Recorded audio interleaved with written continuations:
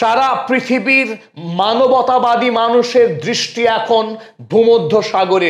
ভূমধ্যসাগরে এখন ভেসে চলেছে গ্লোবাল সমুদ্র ফ্লোটিলার 50টি নৌবহর, যে নৌবহর সংকল্পবদ্ধ ইসরায়েলি দানবিক নৌসেনার রক্তচক্ষুকে উপেক্ষা করে গাজা স্ট্রিপে পৌঁছানোর। গাজা স্ট্রিপে শেষ পর্যন্ত ত্রাণ সামগ্রী নিয়ে এই গ্লোবাল সমুদ্র ফ্লোটিলা শেষ পর্যন্ত পৌঁছতে পারে কি না, এটাই এখন বিশ্ববাসীর কাছে সবচাইতে বড় প্রশ্ন।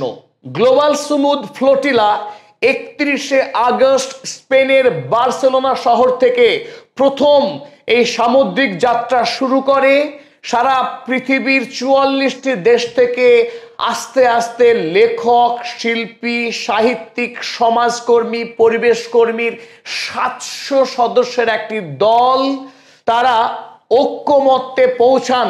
যখন ফিলিস্তিনিরা অনাহারে তিলে তিলে মারা যাচ্ছে, যখন ফিলিস্তিনির শিশুরা ইসরায়েলি বর্বরচিত বোমা হামলায় ছিন্ন ভিন্ন হয়ে যাচ্ছে, যখন পৃথিবীর মানুষ কোনোভাবে গাজায় এসে পৌঁছতে পারছে না, যখন গাজা স্ট্রিপের একমাত্র স্থল সীমানা মিশরের সঙ্গে বন্ধ করে দিয়ে পৈশাচিক হাসি হাসছে আইডিএফ এর সেনারা, তখন এই মানবতার দূত, এই সুশীল সমাজের নাগরিকরা তারা নিজেদের জীবনকে বাজি রেখে ইসরায়েলি সেনার সমস্ত প্রাণনাশের হুমকিকে ফুৎকারে উড়িয়ে দিয়ে এই অবরুদ্ধ ফিলিস্তিনিদের কাছে মানবতার দূত হয়ে এক মুঠো খাবার পৌঁছে দেওয়ার প্রাণপণ প্রচেষ্টায় বেরিয়ে পড়েন এই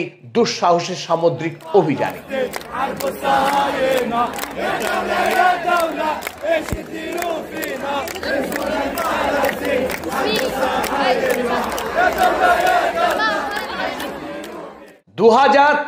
সালের 9 অক্টোবর থেকে ধারাবাহিকভাবে আকাশ থেকে বোমা নিক্ষেপ, স্থলপথে গুলিবর্ষণ করে তিলে তিলে ইতিমধ্যেই প্রায় 1 লক্ষ ফিলিস্তিনিকে খুন করেছে ইসরায়েলি এই পৈশাচিক সৈন্যবাহিনী।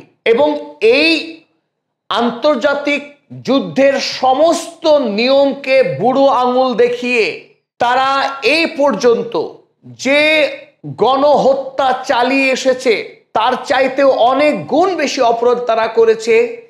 এই 18 লক্ষ মানুষকে একটা ক্ষুদ্র দ্বীপে বন্দি রেখে, যেখানে পানীয় জলের লাইন কেটে দিয়েছে তারা, পানীয় জলের লাইন বিচ্ছিন্ন করে দেওয়া, বিদ্যুৎ সংযোগ বিচ্ছিন্ন করে দেওয়া, সেখানকার সমস্ত হাসপাতালকে ভেঙে গুড়িয়ে দেওয়া, সেখানকার স্কুল, আবাসন, এই গাজা দ্বীপের প্রায় 92% একেবারে ভগ্নস্তূপে রূপান্তরিত করেছে এই ইসরায়েলি সেনারা।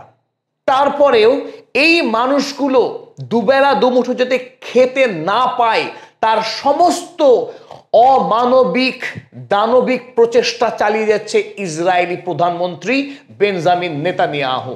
সারা পৃথিবী থেকে যখন অসংখ্য ত্রাণ সামগ্রী লরি ভর্তি হয়ে দাঁড়িয়ে রয়েছে মিশর সীমান্তে, সেই খাবার রাফার সীমান্তেই পড়ে পড়ে নষ্ট হচ্ছে। ওদিকে গাজার জেলখানায় 18 লক্ষ মানুষ তারা তিলে তিলে মৃত্যু মুখে পতিত হচ্ছে। অনাহার ক্লিষ্ট অপুষ্টি আক্রান্ত শিশুরা তারা বোমের আঘাতে নয়, ক্ষুধার কামড়ে মৃত্যুবরণ করছে। তেষ্টায় গলা ফেটে গেলেও, বুক ফেটে গেলেও পান করবার 1 গ্লাস জল তাদের কাছে নেই। গর্ভবতী নারী, তাদের পেটে খাবার নেই, জন্ম দিচ্ছে অপুষ্ট শিশু। এক ভয়াবহ মানবিক সংকট, আর এই মানবিক সংকটকে জিইয়ে রাখছে ইসরায়েল। পশ্চিমী দুনিয়া জাতিপুঞ্জ থেকে একাধিকবার ত্রাণ সামগ্রী পৌঁছে দেওয়ার চেষ্টা করা হয়েছিল। নির্বিচারে খুন করেছে ত্রাণকর্মীকে, নির্বিচারে খুন হয়েছে সাংবাদিক, নির্বিচারে খুন হয়েছে ফিলিস্তিনিরা।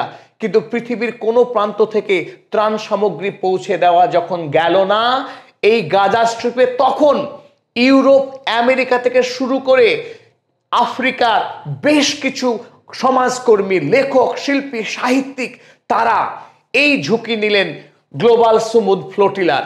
তারা যখন ওই 31শে আগস্ট যাত্রা শুরু করলো এবং ফ্রি প্যালেস্টাইন এই স্লোগানে যখন সমুদ্রকে মুখরিত করছিল, ভয় পেয়ে গেছিল ইসরায়েল এবং 8, 9 এবং 23শে সেপ্টেম্বর তিনবার তারা আক্রমণ চালিয়েছে এই নিরীহ নাগরিকদেরকে। এমনকি এর আগে দুবার গ্লোবাল সুমুদ ফ্লোটিলার যে ত্রাণ সামগ্রী তারা ইসরায়েলি নৌসেনা ফিরিয়ে দিয়েছে। এখন প্রশ্ন হলো, ত্রাণ সামগ্রী নিয়ে আসা অসামরিক নৌকোকে, অসামরিক জাহাজকে কোন আইনে ইসরায়েলি নৌসেনারা ফিরিয়ে দিতে পারে? I'm not scared of Israel. I'm scared of a world that has seemingly lost all sense of humanity. And what we are doing here is trying to show that there is still some humanity left, that there are still people willing to step up when all other means fail. But this is a last resort. This mission should not have to exist. আন্তর্জাতিক সামুদ্রিক আইনে পৃথিবীর যে কোনো প্রান্ত থেকে আসা অসামরিক জাহাজ অনায়াসে সমুদ্রপথে যাত্রা করতে পারে, তাকে আটকানো যায় না যদি সেই নৌকো, সেই জাহাজ কোনো একটি দেশের নিরাপত্তার জন্য চ্যালেঞ্জ না হয়। অথচ এই আন্তর্জাতিক সামুদ্রিক আইনকে সম্পূর্ণ উপেক্ষা করে, লঙ্ঘন করে ইসরায়েল এর আগে দুবার এই ত্রাণ সামগ্রী ফিরিয়ে দিয়েছে, যাতে করে গাজাবাসীরা প্রত্যেকে অনাহারে মৃত্যুবরণ করে।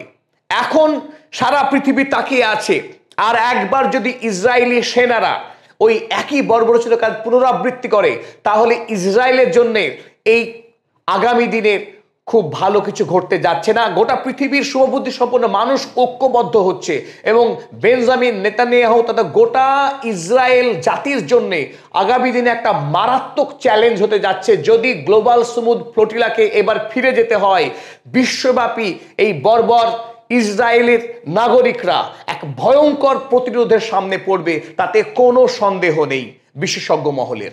এখন সবচাইতে মূল্যবান যে প্রশ্নটি, এই গ্লোবাল সুমুদ ফ্লোটিলার যে কর্মীরা তারা নিরাপদভাবে গাজাতে শেষ পর্যন্ত ত্রাণ সামগ্রী পৌঁছে দিতে পারছে কি না এবং তারা নিরাপদে নিজেদের দেশে ফিরে যেতে পারছে কিনা সেটা দেখার।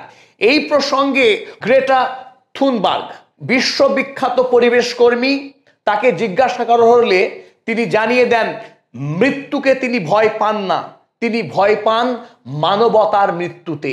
তিনি এমন পৃথিবী কল্পনা করেন না যে পৃথিবীতে লক্ষ লক্ষ শিশুকে, নারীকে অনাহারে তিলে তিলে খুন করা হতে পারে, এমন মানবিকতা বিবর্জিত পৃথিবী তিনি বাঁচতেই চান না।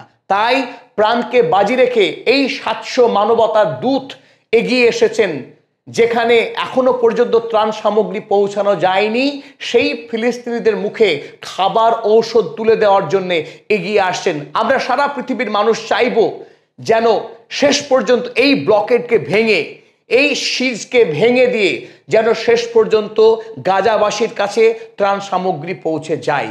এই প্রত্যাশা রেখে আমরা এই ভিডিও শেষ করলাম। সকলকে আবারও একবার ধন্যবাদ জানাই।